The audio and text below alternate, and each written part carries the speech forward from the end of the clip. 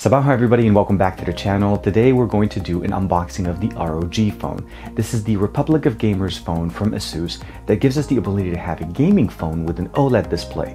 But not only that, we also have a lot of ports, a lot of accessories, and a lot of different options, and a very unique design that makes this phone look so good. This is TK, and let's go ahead and check out the ROG phone.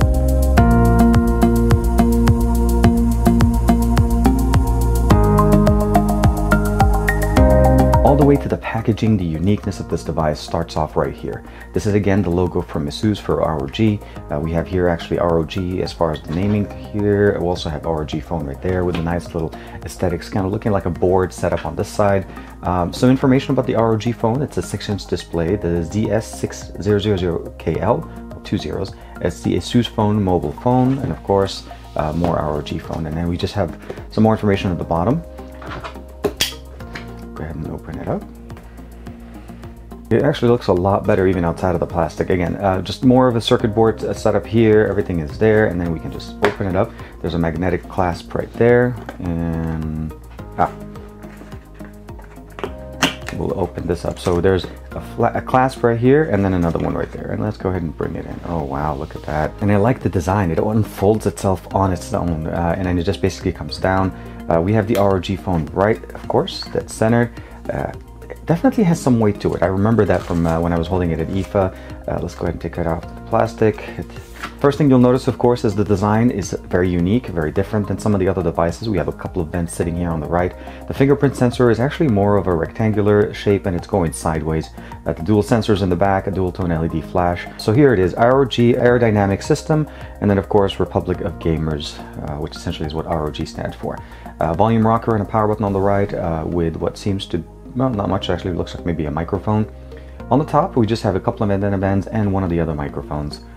On the left side of the device we have the dual SIM tray with the ejection option here, and of course, as far as I'm not mistaken here, this is the actual port. So if I'm not mistaken here, we should be able to uncover this. This actually gasket is covering two additional USB-C ports that we're going to be using with this little accessory and any of the other accessories that you require the dock. But by default it's actually covered, and that's I think why the plastic little covering here, the gasket, is put on. On the bottom we have a 3.5mm headphone jack, a couple of antenna bands, and a microphone, and the USB-C for data and charging. Let's go ahead and power on the device. And as it's powering on, this is a 6-inch 1080p OLED display capable of going all the way up to 90 Hz. We have front-firing speakers as well as a front-facing camera. And I can tell you right now that the phone just vibrated tremendously with the amount of sound that we got there. On the right side here we have the vent accessory. This was also announced at the time of the device. The main benefit of this little accessory here is that we have a fan that's built into the back. There's an expansion slot for the USB-C and a 3.5mm headphone jack, which means once you remove the actual gasket itself, you can open it up. There's a little clap here, and once you put it in, mount it on top of your device and snap it into place. And for the most part, it's basically just part of your device. It will kick in once the device gets a certain threshold, as this Snapdragon 845 is capable of going to almost 3 GHz as far as overclocking speeds. So not only do we have a couple of vents here, but we have that little fan here that goes in there, and it essentially is just providing heat dissipation for the unit itself. So let's go ahead and take it off real quick, and providing the cooling mechanism here. So that's really what this is. This is a cooling mechanism. The only thing I'm concerned about is that this is not made out of metal. This is plastic on top of glass. So I'm hoping that this is actually going to bring down the temperatures on our device. But the last thing I wanted to share with you guys is it takes over those two USB-C ports that I showed you at the bottom, giving us an additional USB-C. So now we have one here, one there, one 3.5mm headphone jack here, and one here. So if you're playing games and you're enjoying your content and you want your headphone jack to be on the bottom, this accessory by all means just basically serves for that purpose alone. I think it's a great accessory. And it's a good thing that it's included in the box. Now, as far as the rest of the stuff here on the left side, there is a compartment with a case. We have a power brick, of course, capable of charging our device very fast. They gave us a couple of additional little gaskets. As I can imagine, or you can imagine, we're definitely going to be losing these if you're not using them. And this is a threaded USB-C to USB-C cable that's going to work with our power brick right here. Now, from what I can see here, that this brick is going to be providing us power at 9 volts at 3.3 amps, as well as 2 volts at 2.5 amps, or 12 volts at 2.5 amps, and then I guess 3.3 to 5.9 volts at 3 amps. I'm pretty sure we have the SIM ejector tool with the ASUS logo on it as well. The first thing we're going to talk about is the display. We are looking at a 5.72 compared to a 6-inch display. This is an IPS panel here at 120 Hertz Quad HD. Here is a 1080p panel running at 90 Hertz, and it is basically an OLED panel. So different kind of technology, and you're going to get a different experience from both of them, as they both use different tech. But again, both providing us the best that we can from the technology that they're using. The resolution here is a 1440 by 2560 compared to the 1080 by 2160. And you can see obviously that the pixel density is a little bit higher here, since we have technically a smaller display as well. We have 12 megapixel sensors as well as an 8 megapixel front-facing camera on both of these, as well as the fact that they're powered by the Snapdragon 845. Although at maximum overclock, their frequencies are a little bit different. We're clocking in at almost 3 gigahertz here at 2.96 at maximum, and that's the reason why we need these little cooling options, as opposed to the Razer phone where we have that as well, clocked in at 2.8 maximum. Although not having any accessories to be able to use like similar to this one, it does have a really good cooling mechanism, and of course the back is glass. Next, we have 8 gigs of RAM on both of these devices, a 4000 milliamp battery, of course, fingerprint sensor. And as you can see, both are very unique. Both have a very nice design. You're just a little bit more boxy here, a little bit more rounded here. But again, you're getting exactly the same experience. Both gaming phones that are intended to be in your face, so you're going to be getting the experience straight facing you. The speakers are facing you, and we're going to do a quick sound test of this a little bit. But let's go ahead and set this device up and look at the actual UI. But the first thing that I noticed right there, it tells us that on the 2 ports that we have on the bottom here that are sitting right there, the orange one is not a power cable. So if you want to plug in power to be able to use power to charge it, use it on the black one, not on the copper one. So that's a good thing to know. The next thing we have here is face recognition, set up fingerprint as far as using the fingerprint scanner or a pin. I'm going to use it with this setting up to face recognition. I want to see how fast this goes.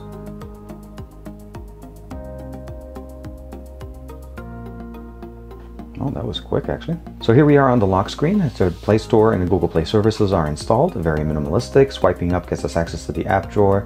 Not much really installed other than, again, Google Play services, some ASUS information as far as their own camera, the data transfer program, as well as the ASUS setup option, Game Center, which we'll get into in a second.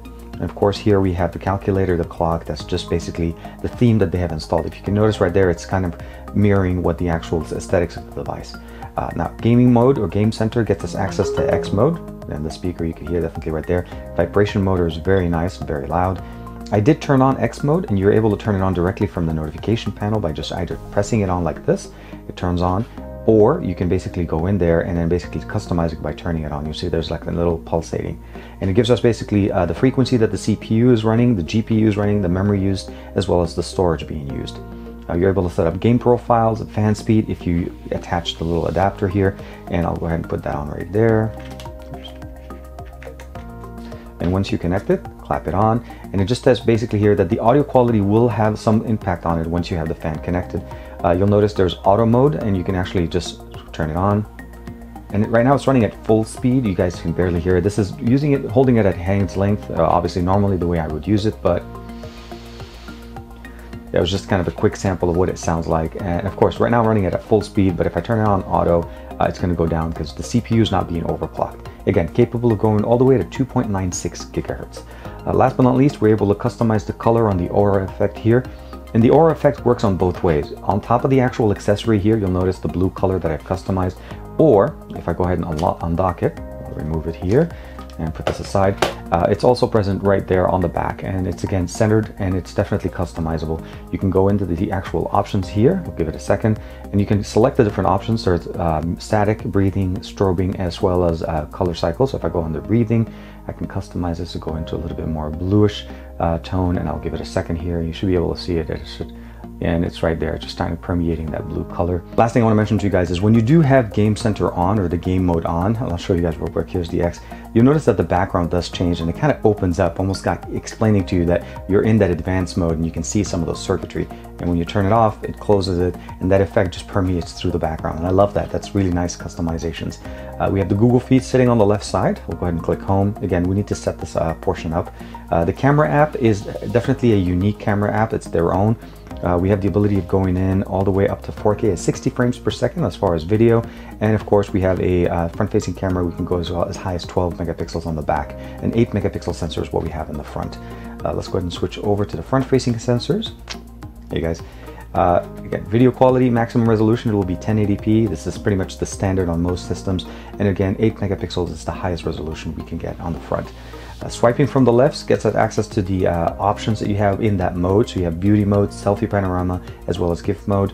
And I'll swipe back right here. If I switch over to the back sensor, we have a little bit more options. Pro mode, of course, GIF mode, slow motion, time lapse, panorama, super slow-mo, as well as beauty. And you can pin whichever one you'd like to have as the default option here. As you notice right there, pro mode turns on, and that's because it was pinned. So I can switch over between pro mode and auto as long as I have it pinned, and I can customize what I want. And there's some additional filters you're able to access from there. We do have the depth effect used here in the back using the 2 sensors that we have, since we have 2 of them.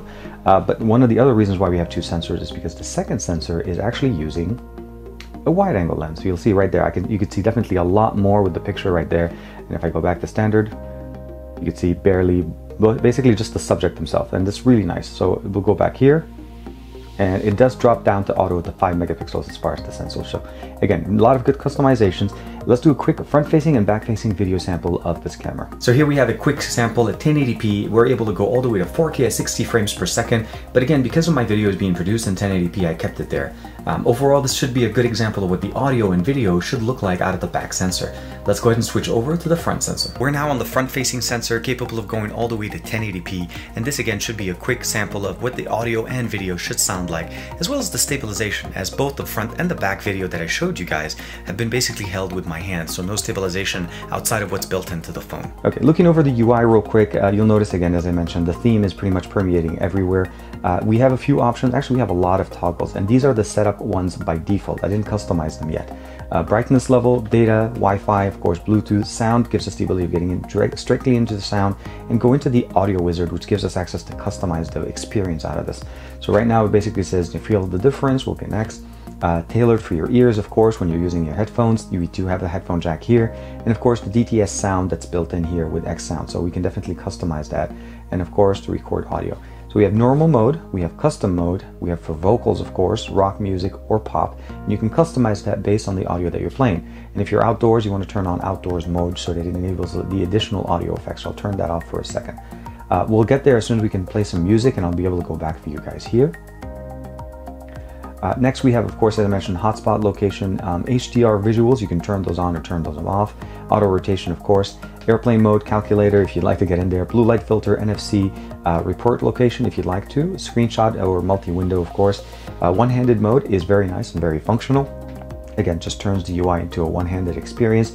Again, this is a 6-inch display. It could be a little bit big for some people. The audio wizard is what I was showing you guys, the do not disturb, and the casting functionality is really nice. It does work actually with Chromecast, which means if I hit cast, it's going to actually bring up right there. See, like my TK Ultra, all my other options that I'm able to cast directly to, and it does mirror the display very, very nicely over Wi-Fi. Last but not least, we do have the FM radio that's built in here, auto color temperature, data saver, glove mode in case you're using that, and of course battery mode.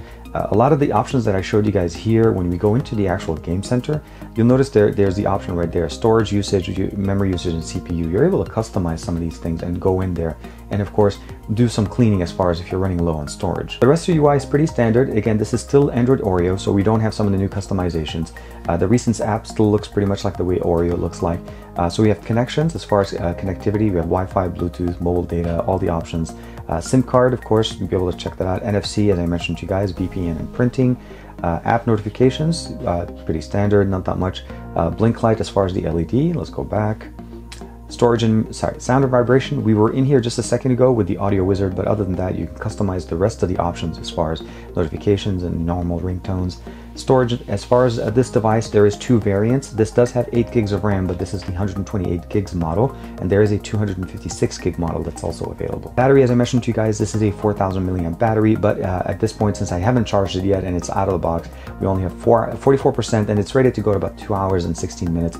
Again, we'll do a little bit more in-depth into the full review, but for now, this definitely is very nice. You have the ability of going in and customizing some options, battery optimizations. Power Master is built in here, and you can go in there and start looking into some of the to be able to find the things that are actually draining your battery the most. This definitely will work a little bit better once we have the device set up and used normally. Twin view dock view battery modes. So this is in case you're using a dock that has a separate battery, you're able to see the twin view battery option as well. Display is where we get into some of the customization. Smart screen lock, always panel. This is the basically lift a check to be able to like pick up and check out the device. It does not have always on display, but it does have basically kind of an ambient display. App scaling refresh rate right now is 60 Hertz, and you're able to just jump it up with the 90 Hertz. As I mentioned to you guys, this panel is able to go to 90 Hertz, but by default it's running at 60 Hertz, which is the standard for Android.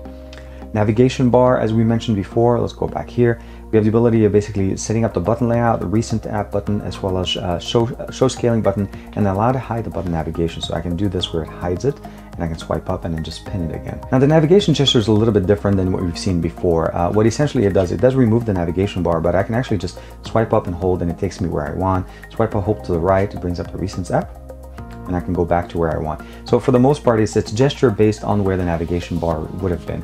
So it depends on your preference. If you like it, you can turn it on, or you can definitely check out the XCA Gestures application, which will give you a little bit more options as far as what you can do here.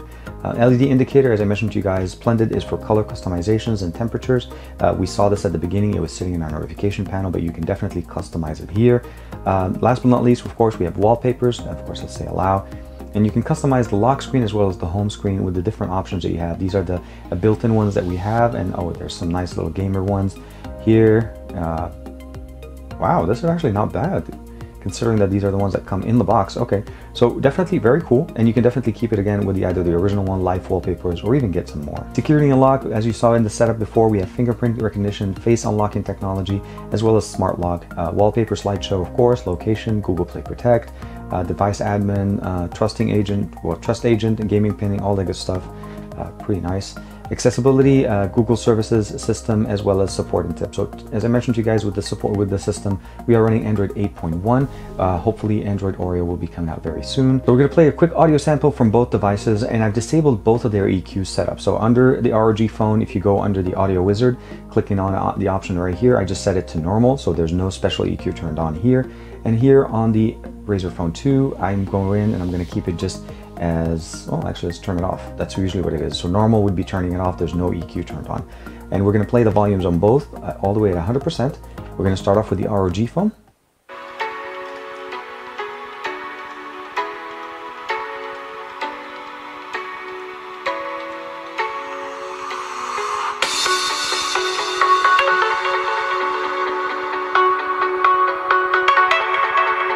So that was it.